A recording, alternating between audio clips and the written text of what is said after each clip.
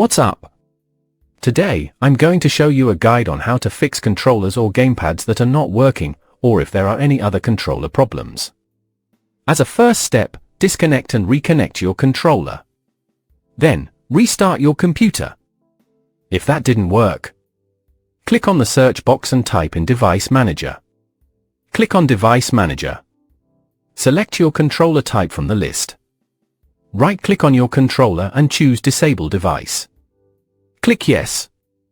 Then restart your computer. After restarting, go back and re-enable the device. If that still didn't work, right-click on your controller again and click Update Driver. Select Browse My Computer for drivers. Then click on Let me pick from a list of available drivers on my computer. Choose the correct model from the list and click Next. Once it's done, click Close. Then restart your computer again. If you're still having issues, launch Steam.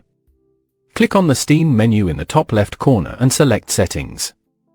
In the Settings menu, choose Controller, then click on General Controller Settings. Here, enable all controller types that apply to your device, like PlayStation, Xbox, or generic controllers. Once you're done, close the settings. If your game isn't on Steam, click on Add a Game in the bottom left of Steam and select Add a non-Steam game.